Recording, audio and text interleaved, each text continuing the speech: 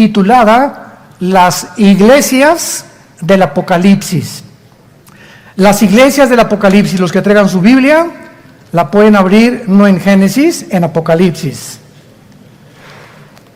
Y vamos a ver en este maravilloso libro del Apocalipsis que fue escrito cuando Juan el apóstol tenía 90 años de edad, se encontraba exiliado en la isla de Patmos, que se encuentra junto al mar Egeo, geográficamente, a un lado de Grecia, actual de la nación de Grecia moderna.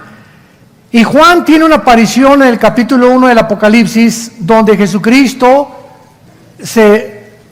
inmediatamente, ya no como lo vio en la transfiguración, sino que Jesucristo se le aparece a Juan con un pelo largo, con los ojos como fuego, con un vestido de lino que le llegaba hasta los pies. El lino siempre en la Biblia se usa para los sacerdotes de Dios en el Antiguo Testamento. Y los ángeles siempre también se personifican en la Biblia con vestiduras de lino. Y en Apocalipsis encontramos también que cuando nosotros seamos glorificados con Cristo, vamos a vestirnos también de lino fino. Así lo dice Apocalipsis 19 en las famosas bodas del Cordero. Entonces Cristo está vestido con estas vestiduras de lino, implicando su sacerdocio continuo con nosotros, con un cinto de oro alrededor y con los pies refulgentes como el bronce bruñido. Y Cristo tenía en su mano 7 estrellas. Las estrellas en la Biblia no siempre representan los astros, ¿verdad?, o las luminosas que Dios, o lumbreras que Dios puso en el cielo, sino que muchas veces las estrellas, dependiendo del contexto, representan líderes o representan ángeles. Como en Apocalipsis 9, versículo 1, vi una estrella que cayó del cielo y se le dio la llave del pozo del abismo. Pues a una estrella no se le puede dar una llave, por lo que deducimos que es un ángel. En el libro de los jueces, en el libro de Daniel, se les nombran estrellas a los ángeles también. Entonces, cuando Cristo dice que en su mano tenía 7 estrellas, está hablando de los 7 líderes, que él en el versículo 20 lo explica, el misterio de las 7 estrellas y de los 7 candeleros. Son ángeles, son los ángeles de las 7 iglesias, y los 7 candeleros son las 7 iglesias. Estos ángeles a quienes se les comisiona para entregar estas cartas, al ángel de la iglesia de Éfeso, al ángel de la iglesia de Sardis, al ángel de la iglesia de Pérgamo, etcétera, etcétera, no son ángeles espirituales que son los que acompañan a Dios, sino son seres humanos. ¿Cómo lo sabemos? Bueno, en Mateo 11:10, en Lucas 7, 52 al 57, se menciona al Bautista como un mensajero, con la misma palabra griega, agelos, con doble G. Entonces, cada vez que tú encuentres mensajero, dependiendo del contexto, es un mensajero humano, o porque la palabra ángel significa mensajero. Malak, en el hebreo, significa también mensajero. Dios usa ángeles como mensajeros y seres humanos como mensajeros. Tú te conviertes a Cristo, regresas a tu familia. ¿Cómo vas a tu familia? Como un ángel de Dios, como un mensajero. Papá, traigo buenas noticias, mamá, traigo buenas noticias, hermanos, etcétera, etcétera. Somos actualmente los mensajeros de Dios a un mundo que no conoce a Dios, ni que tampoco entiende las cosas de la dimensión espiritual. Muy bien. Entonces Cristo, ya después de que se hace su aparición a Juan con vestidos resplandecientes y como acabamos de mencionar, dice el versículo 18 del capítulo 1 que Cristo le dice a Juan: yo soy el que vivo y estuve muerto, mas he aquí que vivo por los siglos de los siglos. Amén. Y tengo las llaves de la muerte y del Hades.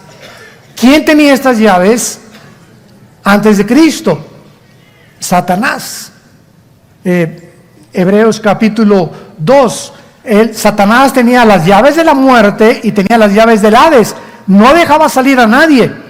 Pero cuando Cristo resucita, baja al centro de la tierra, donde se encontraba el Hades, dividido en dos secciones, en el infierno, o en el seno de Abraham, o en el paraíso. Cuando Cristo le dice al ladrón junto a la cruz, ¿recuerdan? Hoy estarás conmigo, ¿en dónde? En el paraíso, o sea, en el centro de la tierra.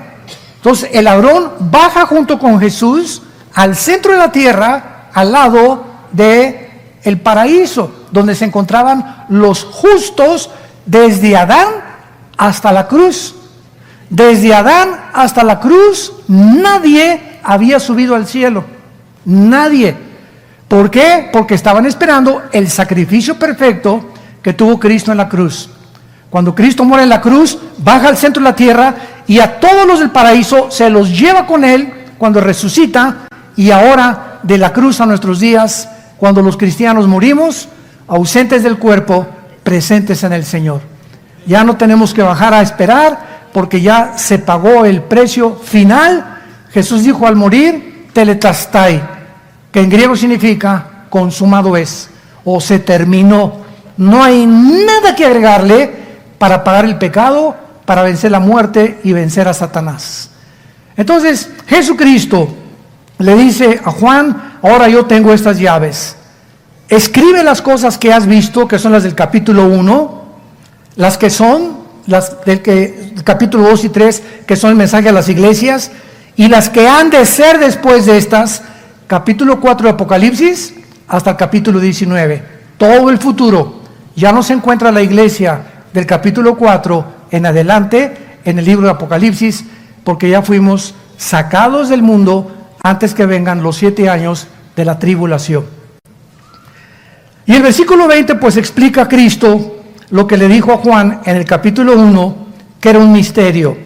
Las 7 estrellas en mi mano derecha, en mi diestra, y los 7 candeleros de oro. Las estrellas son los ángeles o los mensajeros o los líderes de las iglesias. Y aun cuando el mensaje a las iglesias es enviado a un mensajero, también se aplica a los congregantes de las iglesias. Y los 7 candeleros son las 7 iglesias a través de las cuales camina Cristo, porque Él camina en medio de todos nosotros. Muy bien, en el versículo 1 al versículo 4 vimos anteriormente, porque en la conferencia anterior, se las recomiendo que la consigan, iniciamos esta serie, vimos que la iglesia de Éfeso era una iglesia trabajadora, era una iglesia paciente, era una iglesia que probaba a los que se decían ser apóstoles y eran impostores. Era una iglesia que repartía folletos, era una iglesia que entraban a barrer temprano la iglesia, en fin, ¿verdad? Una iglesia activísima. Y cuando Cristo les reconoce todas estas cosas, porque todo lo que dice el versículo 2, yo conozco tus obras, tu arduo trabajo, que no puedes soportar a los malos y los has hallado mentirosos, que has sufrido, has tenido paciencias, son buenas obras. ¿Quién puede negar que todas estas cosas no les dijo Dios? Ya te he visto cuando todas las veces que te has fumado marihuana saliendo de la iglesia, o cuando te has emborrachado. No, les dice puras cosas buenas. Pero es impactante y profundo lo que Jesús les dice en el versículo 4. Todas estas cosas que han hecho ustedes son buenas, pero ¿sabes una cosa? Se van a echar a perder. ¿Por qué, Señor, se van a echar a perder? Porque tú hiciste todas estas cosas que son buenas, no como el resultado de la unión conmigo. El fruto que tú diste de estas obras no era el fruto que lo das cuando tienes comunión conmigo. Sin mí, dijo Jesucristo, se puede ser bien religioso. Los damas allá del Tíbet nos ganan. Se rapan y se acuestan en el suelo y nunca van a la disco, nunca ven la serie de Luis Miguel en Netflix, ni del Chapo tampoco, ¿verdad? Y nos ganan en buenas obras. Los mormones nos ganan porque ni café toman. Hay otros que nos ganan también, los que se meten a los conventos. Estamos hablando de buenas obras, nos ganan ellos porque nunca van a una disco, se meten 10 años en un convento, nunca salieron, y creeríamos que ellos realmente son los que van a ser coronados. Entonces no se trata de lo que estemos haciendo, escúchenme muy bien, a Dios no le interesa lo que haces, sino lo que eres. Si lo que tú haces no es el resultado de lo que tú eres en Él, todo lo que tú estás haciendo se pudre, se echa a perder. Son muy buenas cosas las que hace mucha gente, porque es increíble la consagración de nuestra carne. Nuestra carne es religiosísima, pero Dios ve el motivo por el cual esta iglesia hizo todo lo que hizo. Jesús en Juan 15 dijo: ustedes son las ramas y yo soy la vid verdadera. Si ustedes permanecen pegados a mí, Armando, me dice Dios, si tú en el congreso hace 3 semanas te caíste al suelo y lloraste, y mi Jesús, y te impactó el mensaje y todo, qué bueno, pero el lunes, y el martes, y el miércoles, Señor, pero fue hace 2 semanas que me tocó el Espíritu Santo y hasta lenguas hablé en el suelo. ¿Sabes una cosa? Se pudrió todas esas cosas porque a mí me interesa hoy cómo eres tú ahorita. Todo lo que hiciste en el pasado se pudre si no mantienes tu comunión conmigo. Mi amor, me dice mi esposa cuando nos casamos, mi bichita, mi pamelchito, mi curachita de miel de abeja, eres lo más lindo de mi vida, etcétera, etcétera. Pasó un mes, échese para allá, vieja. Pasó un año, ya ni nos vemos. Pasaron 3 años, hágame los chilaquiles o si no me la surto en la noche. Y entonces viene Jesucristo y me dice: ¿cómo te portaste con tu esposa? No, la luna de... Espérame tantito. No te estoy preguntando por la luna de miel. No te estoy preguntando cómo comenzaste, sino cómo terminaste. Y si me va a premiar Jesús, no me va a premiar. Señor, pero me vas a premiar por el pasado. No, por el pasado no te voy a premiar. Te premio si mantuviste la misma pasión durante todos los días de tu vida. Y es exactamente como sucedió también en Israel con el famoso maná. Les voy a dar maná, Moisés, y aquí está una lección impresionante. Dile a la gente que este maná que va a caer del cielo, no lo guarden para mañana. ¿Por qué? Porque se les pudre. ¿Y por qué no lo podemos guardar para mañana? Porque se les pudre. ¿Qué nos quieres enseñar con esto, Señor? Quiero enseñarles que dependan de mí todos los días. Y la familia que agarraba el maná y lo guardaba, a lo mejor mañana baja el peso o sube, a lo mejor mañana cae el petróleo, no, mejor le voy a echar al banquito y a mi cochinito porque a lo mejor la semana que entra no voy a tener, a lo mejor se muere mi esposo y ni seguro social me deja, entonces voy a guardar. Y no está mal en guardar, pero no guardar en demasía, desconfiando en la motivación que Dios me va a faltar. Se nos pudre. Entonces, esta es la lección que Dios nos quiere enseñar. ¿Qué es el cristianismo? El cristianismo no es hacer, es ser. La persona que es cristiana es la que dice: conozco a Dios. Y la persona que dice: conozco a Dios y no hay un cambio en su vida, es un mentiroso, dice Primera de Juan. Si tu relación con Dios no te está transformando, cada día eres mejor. Si tú me dices: soy igual que hace 4 años que me convertí, eres un mentiroso, eres una mentirosa. Porque si no ha habido ningún cambio en tu personalidad, en tu actitud, si no tienes más amor por tu esposa, por tu esposo, por tus hijos, por el Señor, si no eres más generoso cada mes, etcétera, etcétera, no es cierto que conoces a Dios. Porque el camino del justo es como la aurora, que va en aumento, va en aumento, en aumento, hasta que el día es perfecto. En la mañana salgo a las 5:30 de la mañana, 6, y veo la sombrita del sol, y va subiendo, hasta que en toda su majestad el sol cubre todos los cielos. Así es la vida cristiana. Cuando te convertiste, veíamos casi no veíamos bien, había muchas tinieblas, pero mientras más obedecemos, mientras más somos, mientras mi carácter cada día es más pegado a Dios, mientras más comunión tengo con Dios en la Biblia, más se me abre el entendimiento, más bendiciones me da Dios, más confianza y más esperanza tengo en Él. Qué lindo es llegar cada mañana con todas las broncas, problemas que todos tenemos y acostarnos como los bebés. ¿Tú has visto un bebé de 1 año pararse a la 1 de la mañana y decirle a su mamá, dame un chocho? O vete, papá, dame un trago, papá. Los bebés, ¿verdad? Se levantan y chupan. Es todos 2, 3 años. Chupan. Es toda la vida de un bebé. Todo lo encuentran en el pecho de la madre, las vitaminas, nutrientes, minerales. Todo le puso Dios a la leche a las mamás. Y dice la Biblia, como niños recién nacidos, 1 de Pedro 2, anhelen la leche espiritual no adulterada. Y eso es a lo que Dios nos llamó. Búsquenme, yo te satisfago todo, yo te encuentro trabajo, te voy a bendecir. Ya no quiero, entiende que quiero que descanses, que reposes, que te acuestes en la noche.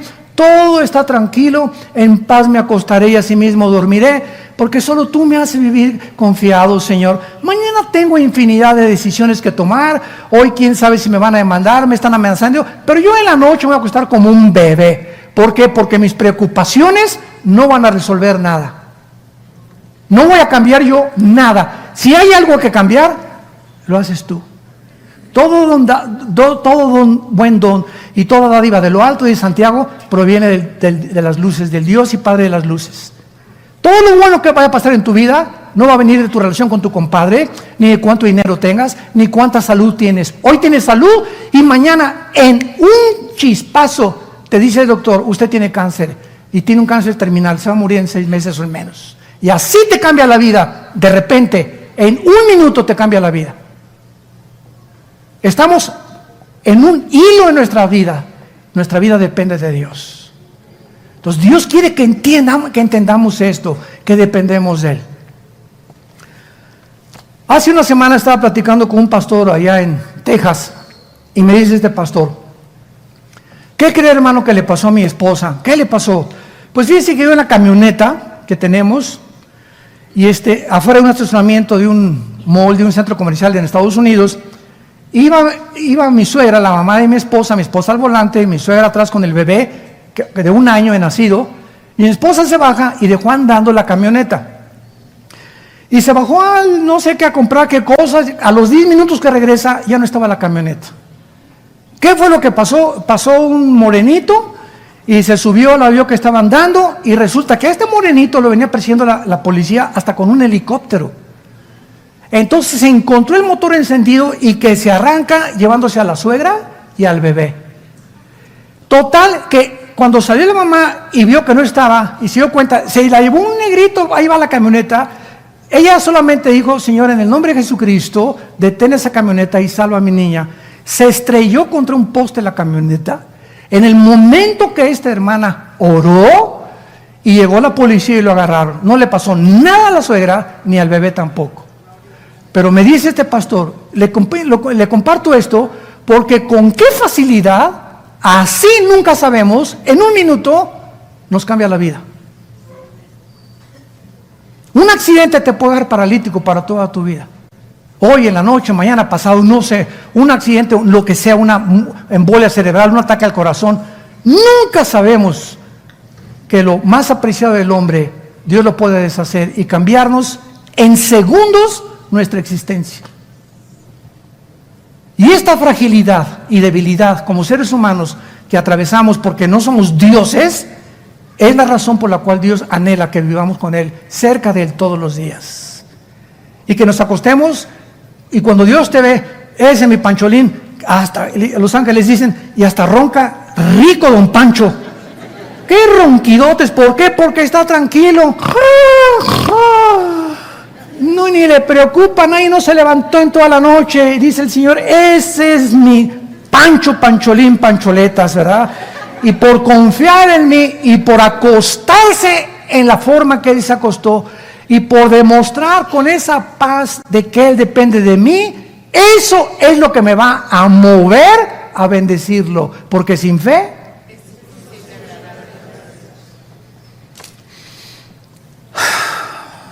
¿entendemos la vida cristiana? Sin fe es imposible agradar a Dios. Dios quiere ver lo que somos y no lo que hacemos. Esa paz dentro de nosotros, saber que todo está bien. Y si Dios me lleva, me llevó, pero yo estoy tranquilo, yo me acuesto tranquilo. Los problemas de mis hijos los va a resolver Él. Yo no puedo resolver ningún hijo, ni lo puedo hacer cambiar que regrese a la casa, ni que deje la marihuana, ni que mi hija sea una prostituta, ni que mi esposa se fue y me dejó y se fue con el lechero, con el panadero, con quién sabe con quién. Yo no puedo hacer nada por cambiar esas cosas. Yo no puedo hacer que mi esposa me ame, no puedo hacer que mi hijo me ame, no puedo hacer que me den un trabajo. Somos seres humanos. No somos dioses.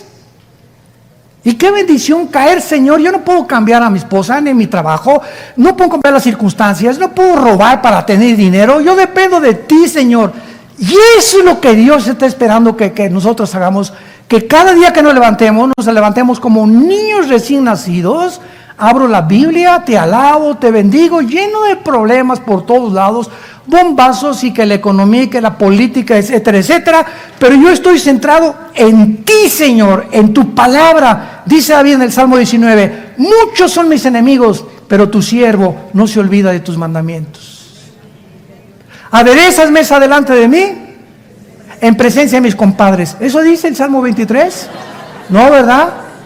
Aderezas mesa delante de mí, o sea, dice David, me siento a comer a la comida, me siento en desayuno y me siento en la cena, y luego mi esposa, apúrate, tráigame la salsa y la ketchup. Ay, vieja, ¿qué te tardas con comer los frijoles? No, me siento tranquilo a desayunar, con lleno de problemas, mis enemigos tocándome la puerta, pero me siento a comer porque yo no tengo la solución para mi vida. Y si alguien me va a hacer algo, es Dios mi escudo. Él es escudo a los que caminan rectamente. Entonces, eso es lo que a Dios le agrada, que vivamos en paz. No importa lo que estés atravesando, ten paz. Y si no eres, y haces muchas cosas, pero dentro de ti, tú no eres una persona con paz, una persona tranquila, no es cierto que caminas con Dios. Solamente cuando se ofrece, ay, ore por mí, hermano, porque ya se fue mi esposa. Ore por mí, mi hijo ya no sé dónde anda. Ore por mí porque no tengo trabajo. No es el genio de la lámpara de Aladino Dios. Él quiere vernos que confiamos en Él. Sin fe es imposible. ¿Qué quiere decir imposible? ¿Qué es imposible? Que no hay nada que pueda satisfacer, agradar a Dios más que lo que somos delante de Él, y solamente Él sabe lo que somos. Has perdido tu primer amor. Y claro que también se puede utilizar la analogía del matrimonio. El matrimonio es una analogía de la vida cristiana. Yo le digo a mi esposa, tenemos casados, es un decir, ¿verdad? Ahorita tenemos casados 25 años, pero si yo le digo a mi esposa, o me dice mi esposa, oye Armando, tenemos casados 5 años, y mira, gracias porque mi closet está lleno de abrigos, qué bueno, te lo agradezco, amorcito. Mira, gracias, me has comprado 2, 3 anillos, te lo agradezco, tengo mi carro, me pusiste una cuenta en el banco, etcétera, etcétera. Te agradezco todo lo que has hecho, las obras que has hecho por mí. Sin embargo, me dice mi esposa, tenemos tú y yo 2 o 3 años que no nos comunicamos. Llegamos en la noche, ¿verdad? Y te volteas al otro lado, roncas como Sansón, y amanecemos y no platicamos. Cuando tienes ganas, te avientas el salto del tigre desde la lámpara del cuarto para satisfacer tus necesidades, y me siento ya un objeto tuyo que solamente me estás usando, que te cocine, que cuide a los niños, pero tú y yo no tenemos contacto. Tenemos años que nos vamos a un café, tú y yo, no con el periódico aquí enfrente de ti, ni con tu aparatito ahí, con tu iPhone, dale. No, vamos a tratar de que en nuestro matrimonio haya comunicación. El enemigo más grande del matrimonio, ¿cuál creen que es? La comunicación. La falta de comunicación. El momento en que se levanta una barrera de silencio en el matrimonio y ya no sabes por qué tu esposa tiene esa jeta, ni ella tampoco sabe por qué estás en la forma que estás, porque no, ¿qué te pasa, Pacho? No le dicen, comenzamos a cerrarnos el uno con el otro, y no le hablo a mi corazón, mira mi amor, quiero decirte esto, y ora por mí, etcétera, etcétera, y no mostramos nuestra debilidad que necesitamos y que somos, y confiamos que nuestra esposa puede orar por nosotros, somos macho camacho. Entonces ella nunca va a saber cómo ayudarnos, y ella también, si se cierra y no quiere confiar en mí, no voy a saber cómo ayudarla. ¿Por qué? Porque no hay comunicación. Hace poco, se los confieso, es un ejemplo también. Ahorita tenemos un hijo, ¿verdad? Caleb se fue a Australia, está allá con Hilson. Ya este año es el último. Y hace 2 años que se fue por primera vez, nunca nos habíamos separado de él. Pero yo no sabía cómo me había afectado cuando él se fue. Entonces, bueno, lo fuimos al aeropuerto y sientes así, ¿verdad? Cuando nos separamos de los hijos. Imagínense las familias que despiden a sus hijos que se van a la guerra. Que se van 2, 3 años a Irak. Y ahora los que se van casados con bebitos. Y yo comencé, Dios me dijo, tu hijo no se va a la guerra, va a regresar, va a tener comunicación, va a regresar en diciembre, va a regresar en verano, etcétera, etcétera. Pero me vino una angustia impresionante, que yo sé que es el enemigo, ¿verdad? Y comencé a llorar. Y yo no sabía si era tristeza o qué era, y corrí con mi esposa, y mi esposa es testigo de lo que estoy diciéndoles, y junto con ella le dije, por favor, ora por mí. Y estaba yo llore por mi hijo. Y mi esposa me puso las manos, y desde ese momento no se imaginan lo que sucedió. Me fortaleció, o se acaba de ir hace otra vez otra semana, regresa en diciembre, pero así pasa en la vida, nos necesitamos en el matrimonio. ¿A quién le voy a pedir más que ore por mí más que mi esposa? ¿A quién? ¿Quién me conoce mejor? ¿Quién te conoce mejor? ¿El perro? ¿Le vas a pedir a Fido que ladre por ti? Y ¿sabe una cosa? Hay otra cosa que es verdad. Dicen que pasando los 50 o el 60, los que llegamos ya al 6º piso, un poquito más, comenzamos a descubrir a esa edad qué importante es estar casados. Y qué importante es tener una compañera donde nos llevemos bien. Es cuando más necesitamos el compañerismo. No se imaginan la soledad que viene después del tostón y el 6º piso.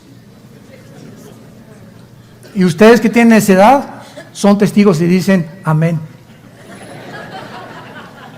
Dichoso el varón que trató bien a su esposa los primeros años. Dichoso los matrimonios que hubo comunicación, porque cuando lleguemos a esa edad no se imaginan la bendición que es, como dice Eclesiastés. Cordón de 2 dobleces es imposible de romperse. Y el tercero es Jesús en medio del hogar. Entonces, esta es la importancia de poder entender que qué fácil es perder el primer amor con tu esposa y con tu esposo. Es bien fácil. Nos acostumbramos ya a estar juntos. Y no estamos divorciados, pero sí estamos divorciados hace muchos años emocionalmente. Ya no nos hablamos, o nos hablamos nomás para, ¿qué dice el periódico? ¿O qué dicen las noticias? Ya no platicamos, ya no le digo, me siento mal, ora por mí, tengo esta angustia, tengo esta preocupación. ¿Por qué? Porque no hay comunicación. Y cuando no hay comunicación, no hay comunión, no hay compañerismo. Es lo mismo con Dios. Si no platicas diario con Dios, si no abres si no dejas que Él te platique a través de la Biblia Él nos habla y nosotros a través de la oración le platicamos a Él. Si no hay un diálogo entre tú y Dios y solamente es monólogo, nunca vas a tener esa paz que sobrepasa el entendimiento. Han perdido tu primer amor. Si eres muy activo, Armando, y tengo abrigos, y tengo coche, y tengo una casa, pero entre tú y yo no hay nada. No te conozco ni tú me conoces. Y así te dice Dios, eres muy activo, y trabajas, y eres paciencia, y vas a la iglesia, y haces lo otro, pero tienes meses o semanas o años que diario tú y yo no tenemos comunión en la Biblia, diario con Jesucristo. Dice 1 Corintios 1:9, fiel es Dios que nos llamó a la comunión con su Hijo Jesucristo. Esto es el cristianismo. Lo demás es religiosidad. Entiende la diferencia. Tú puedes ser religioso, ir a la iglesia y tener una religión, si no tienes una comunión diaria con Jesús, eres religioso. Has perdido tu primer amor. Ahora, si es esto verdad en tu vida, veamos a continuación rápidamente la solución y las consecuencias de que tal vez desde hoy en la noche, los que están escuchando a través de las redes sociales, o ustedes que están presentes al oír este mensaje, si tú el mensaje que tú oyes no lo pones en práctica inmediatamente, pues mañana pasado, no. Si desde hoy en la noche no llegas a tu casa y le pides perdón a Dios y comienzas hoy antes de acostarte, abrir la Biblia, leer los salmos, proverbios, platicar con Él, Señor, pongo echando toda mi ansiedad sobre ti porque tú tienes cuidado de mí, ya no quiero pensar en mis problemas, no está en mí resolverlos, yo quiero vivir en paz. Se fue mi vieja, se fue mi viejo, se fue mi hija, se fue mi perro, no lo encuentran, lo que tú quieras y mandes, Señor, quiero dormir en paz, quiero descansar en ti, quiero confiar en ti. Fortaleza mía, Señor mío, mi fortaleza, mi Dios, en quien confiaré. Él te librará de la peste destructora, te librará del lazo del cazador. Caerán 1000 a tu diestra y a 10,000, y a ti no te tocará. Y por cuanto en Él has puesto mi confianza, dice el Señor, yo también te libraré. Y te sacaré de tu problema, y haré que tu hijo regrese, y haré que, si se fue la señora, te voy a mandar una mejor que Madonna. Y si se fue el cocodrilo ese que te está haciendo la cosa, tengo algo mejor para ti. Tú sigue confiando en mí, dice el Señor nada más. Quiero ver que sigas confiando en mí, nada más es lo único que quiero ver. Déjame a mí solucionar tus problemas. No somos dioses. Y créanmelo, lo mejor está por delante. De eso no hay absolutamente duda alguna. Versículo 5, número 1. Recuerda, por tanto, de dónde has caído. Número 1. Si tú eres una persona que has perdido tu primer amor, tanto en el matrimonio o como cristiano, ¿desde cuándo ya no vas a los estudios bíblicos? ¿Desde cuándo ya dejaste de leer la Biblia? ¿Desde cuándo ya perdiste esta pasión? O sea, trabajas en una compañía, como una vez me contaron, y me dijeron, oiga, señora Dulce, fíjese que conocí a Carlos fulano de tal, y supe después de 2 años de trabajar con él, que él era cristiano. Y él supo que yo era cristiano. Estaban en la misma compañía los dos, y nunca se encontraron en el elevador y lo que tú quieras, nunca ninguno de los dos se dio testimonio al otro de que eran cristianos. Nunca le dijo en el elevador, oye, ¿tú lees la Biblia? Yo casi siempre comienzo con eso, ¿verdad? Cuando me dicen, yo soy musulmán, ¿lees la Biblia? Y por ahí comienzas a meterte. Jamás, dice, teníamos 2 años en la compañía y a los dos nos dio vergüenza de que habíamos perdido el primer amor. Ya no nos importaba ganar las almas. Una pregunta que te va a ayudar es la siguiente. ¿Cuándo fue la última vez? No lo contestes, dilo con todo tu corazón, Dios lo sabe. ¿Cuándo fue la última vez que le hablaste a alguien de Jesús? Solo tú lo sabes. Oye, ¿conoces a Jesús? No, ¿quién es Jesús? Mi cuñado se llama Jesús. No estoy hablando de eso, ¿verdad? Estoy hablando de un hombre que murió en una cruz por ti, que dio su vida por ti, que te puede ayudar, que te puede perdonar tus pecados. Y tengo muy buenas noticias para ti. ¿No las quisieras escuchar? ¿Cuándo fue la última vez que tú hiciste eso con alguien? Ahora, si tienes meses que ni siquiera has compartido a Jesús, ¿qué dice Hechos 1:8? Recibirán poder cuando venga el Espíritu Santo y me serán testigos. ¿Lo eres? No. ¿Sabes por qué? Porque no tienes al Espíritu Santo. Mentira que eres cristiano.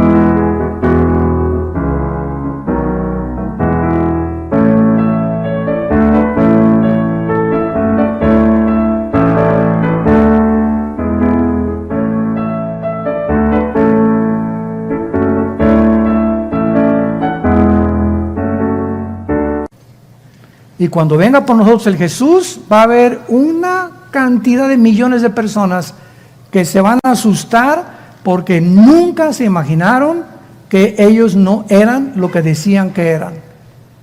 Y el fruto de un cristiano es hablar de Jesús. Te tiene que consumir la pasión. A tu mamá, a tu suegra, a tus amigos, al que sea en la primera oportunidad, meseros, elevadoristas, al que sea, estarle hablando continuamente de Jesús. Esa es la pasión que nos debe de consumir. Recuerda dónde has caído. Número 2, arrepiéntete. ¿Saben ustedes lo que es el arrepentimiento? Porque dicen que las iglesias están llenas de cristianos, entre comillas, que ni siquiera saben lo que es el arrepentimiento. Y que tampoco saben que todos los días necesitamos arrepentirnos de algo. Ya me arrepentí de mis pecados, ya Dios me los perdonó. Y ya mi cuenta está saldada en el cielo. Pero diario pecamos o con pensamientos, o con palabras, o con obras. Entonces diario siempre habrá algo, a menos que te digan el querubín de Tlalnepantla.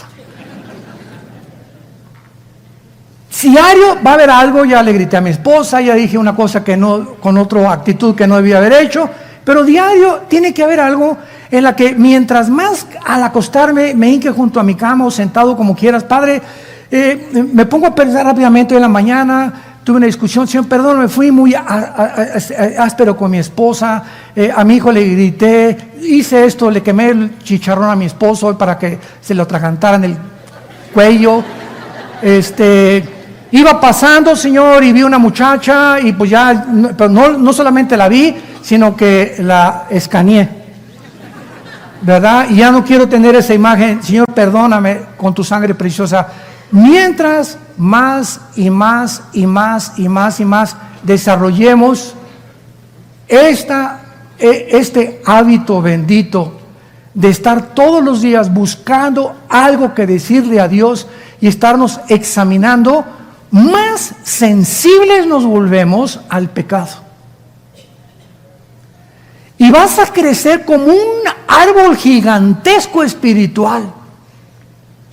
¿Por qué? Porque eres sensible y ya a lo que Dios le llama pecado, tú le llamas pecado. Y si tú no te arrepientes, entonces ¿qué pasa? Ahí traes guardado de hace 3 meses, de hace 6 meses, algo que no has sacado y te está estorbando en tu alma. Aquí nuestra vida interior nos estorba. Tenemos que estarnos limpiando todos los días. Y ese estorbo nos bloquea, es como una nebulosa que nos impide ver qué es lo que Dios quiere para nuestras vidas. ¿Y cuántas personas hay que se casan así? Se casan y fornicaron antes de casarse y no le pidieron perdón a Dios y se casan, etcétera, etcétera, o con una persona que no es cristiana, se casan en pecado y recogen una cosechototota después de casados, porque no estaban acostumbrados a pedirle perdón a Dios todos los días. Esto es el arrepentimiento para que ustedes puedan entender claramente lo que significa. Es la palabra griega metanoia. Y es esto, el arrepentimiento es lo siguiente. El arrepentimiento es ir caminando en un camino equivocado. Llámale como tú le quieras llamar. De repente, aquí Dios me llama, como ahorita el domingo te está hablando Dios a través de la Biblia. Y te está iluminando. Híjole, es verdad lo que dice la Biblia. Yo necesito pedirle perdón a Dios. Entonces, tú te detienes en ese camino y ya no vas con tu novio o lo que tú quieras y dejas la pornografía, etcétera, etcétera. Y esta es media vuelta al arrepentimiento. Ya no fumo, ya tiré todas las revistas de pornografía, ya le dije a mi novio que no me ponga las manos encima, ya no voy a mirar a otra mujer que no sea mi esposa, ya voy a dejar de hacer lo que hacía. Esa es la mitad del arrepentimiento. Escúchame esto, si tú dejas estas cosas, pero no te vuelves a Dios, no es arrepentimiento, es remordimiento. Ahí está la diferencia. Judas, dice la Biblia, que cuando traía las monedas de plata y vio a Jesús que pasaba, agarró las monedas, porque dice que le remordió pues la palabra, arrepentirse es la palabra, no es la palabra arrepentimiento, y las tiró al suelo y se ahorcó. ¿Por qué? Porque él no se volvió a Jesús. Si hubiera arrepentido, hubiera creído que había perdón en su muerte en la cruz. Pero no creyó en eso. Le remordió la conciencia por lo que hizo y se mató. ¿Cuánta gente hace lo mismo? Se me mato porque hice esto, porque aquí hice eso, en lugar de volverse a Dios, que es la fuente del poder. Entonces, el arrepentimiento no es una vuelta de 90 grados, es una vuelta de 180 grados. Dejo lo que estoy haciendo, pero me vuelvo a ti, Señor. Ahora, aparte que voy a dejar lo que estaba haciendo, voy a buscarte en la Biblia, voy a tener reuniones de oración, voy a buscarte en la noche, voy a buscarte de mañana, voy a ir a reuniones, voy a estar lo más cerca que ti. Si tú no te vuelves a Dios, no es arrepentimiento. Los monjes nos ganan, te digo, no ven ni Netflix ahí en el convento. Y las monjitas iguales, ¿verdad? Entonces no se trata de hacer o dejar de hacer, sino de ser. Dios quiere que seamos antes de que hagamos. Si hacemos sin ser, estamos solamente haciéndolo en nuestra energía y no la energía del Espíritu Santo. Y dice el versículo 5, y haz las primeras obras, o sea, comienza a hacer lo que Dios te mandó. Ahora, si tú no haces esto hoy en la noche, o hoy en la tarde, o lo más pronto en tu vida, vendré y te quitaré el candelero de su lugar. ¿Qué significa esto? Dios mío, pero ¿cómo que vienes y nos quitas el candelero? Muy bien, si es una iglesia, dejarán de ser una iglesia verdadera. Ustedes no se imaginan la cantidad de iglesias que dicen cristianas, que lo que están haciendo, lo están haciendo en la energía de la carne. Lo vamos a ver cuando lleguemos a la Odisea, pero Jesús no lo dejan entrar. Número 2, significa, vas a dejar de ser mi testigo. Que te voy a quitar la luz que te puse para que alumbraras a tu familia. Y vas a ser igual que como eras antes de ser cristiano. Y número 3, te voy a abandonar y te voy a dejar hacer lo que te dé la gana. Esto es el peor juicio que le pueda venir a un cristiano. Dice en Proverbios capítulo 1, por cuanto no quisiste oírme, ni las palabras de sabiduría aceptaste en tu corazón, vendrá sobre ti tribulación y me llamarás y no responderé. Me buscarás de mañana y no me vas a encontrar. ¿Por qué? Porque no es cuando tú quieras, es cuando oigas su voz. Hebreos 3, versículo 7, no te endurezcas. Y hoy te está hablando Dios. Hoy te está hablando como una espada que atraviesa tu alma. Y si hoy te está hablando Dios para que tú dejes lo que tú sabes que tienes que dejar y no lo haces, mañana, escúchame, te vas a endurecer. Y va a ser más difícil. Y pasado mañana va a ser más difícil. Y llega un momento en que Dios dice, ya no me vuelvo a meter contigo, Pancho. Ya no me meto contigo, Carmelita. Tú eres un ser libre, tienes libre albedrío. Haz lo que te dé la gana. Y cuando vengan los problemas, Señor, por favor, ayúdame. No te voy a escuchar. Pero tú eres misericordioso. Lo fui cuando te hablé. Y soy misericordioso con el que ha de ser misericordioso con los demás. ¿Fuiste tú misericordioso con tu matrimonio? ¿Lo fuiste con tus hijos? ¿Lo fuiste en tu trabajo? ¿Lo fuiste con la gente que te di alrededor? Entonces, ¿por qué me pides ahora que yo sea misericordioso contigo? Tú no puedes recoger lo que no has sembrado. Y dice el versículo 6, pero tienes contra ti, tienes esto, que aborreces la obra de los nicolaitas. La palabra nicolaita significa gobierno, laos, gobernar, para que lo apuntes. ¿Quiénes son los nicolaitas? Es una iglesia gobernada por el pueblo y no por los líderes.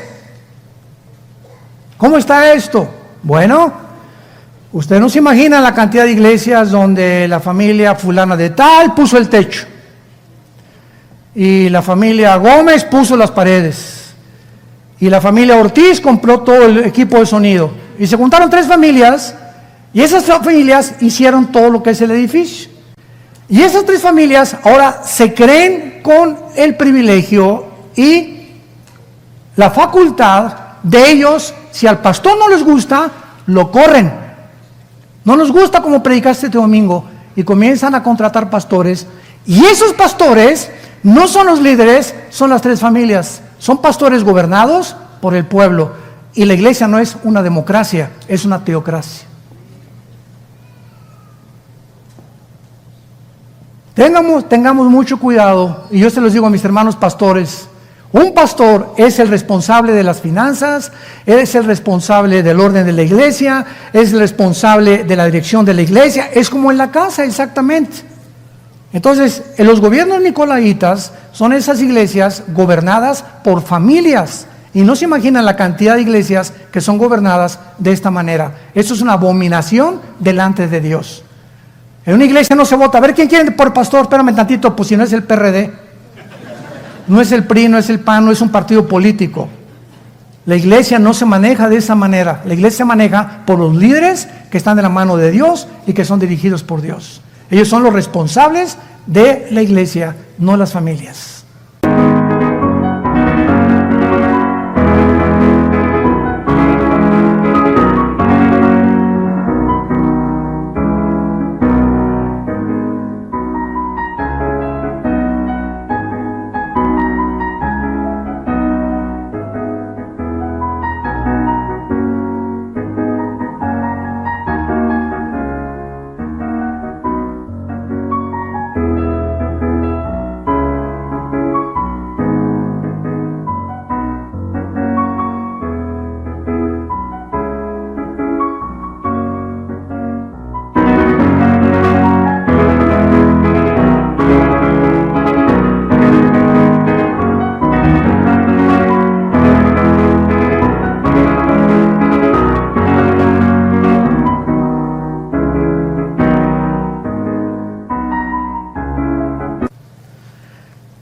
Tengo a tu favor que aborrece al lado del inconveniente, las cuales yo aborrezco. El que tiene oídos, oiga lo que el Espíritu dice a la iglesia. Al que venciere, le daré a comer del árbol de la vida, el cual está en medio del paraíso de Dios. La promesa se hace a las 7 iglesias, al que venciere. ¿Quiénes son los vencedores? Porque, por ejemplo, en el capítulo 3, vean rápidamente el capítulo 3 de Apocalipsis, dice el versículo 5, Apocalipsis 3:5, lo usan personas que creen que se pierde la salvación. Y hay versículos que usan así fuera de contexto, pero vean ustedes lo que se encuentra detrás del contexto y no del texto. Dice Apocalipsis 3:5, el que venciere será vestido de vestiduras blancas, y no borraré su nombre del libro de la vida, y confesaré su nombre delante de mi Padre y delante de los ángeles. Entonces dicen estas personas sinceras, porque hay mucha sinceridad y muchos cristianos, pero por falta de información, que Dios puede borrar nuestro nombre del libro de la vida. Y la respuesta es bien fácil, por no conocer lo que significa vencer. Vean ustedes, antes de Apocalipsis está Judas y Primera de Juan, capítulo 5 de Primera de Juan. Vamos a dejar siempre que la Biblia sea la que hable.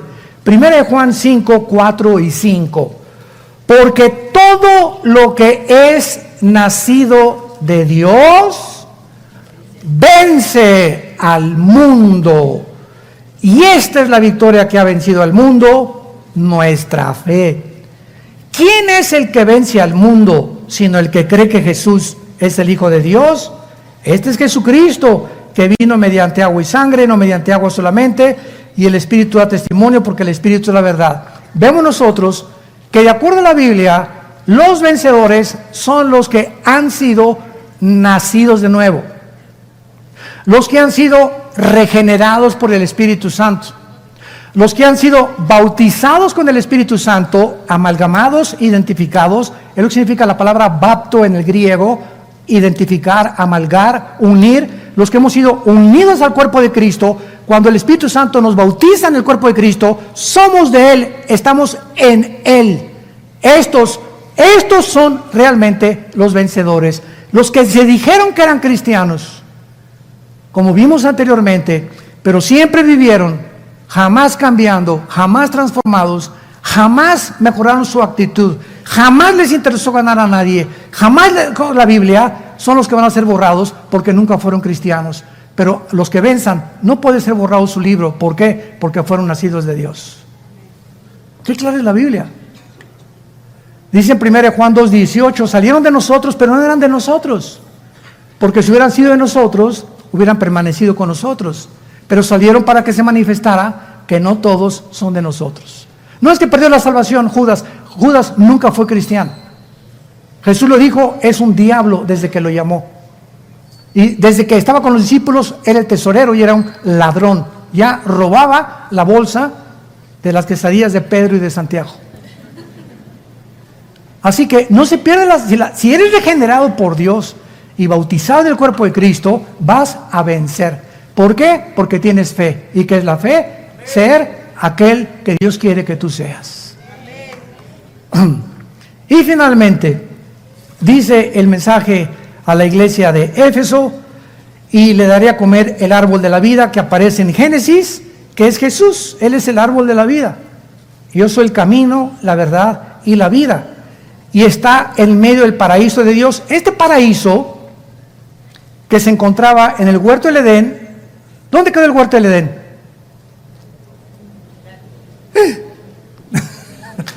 ¿Se pudrieron los árboles en el huerto del Edén? No, porque eran perfectos. El hombre fue sacado de un lugar perfecto porque un hombre imperfecto no puede vivir en un lugar perfecto. El huerto del Edén era perfecto.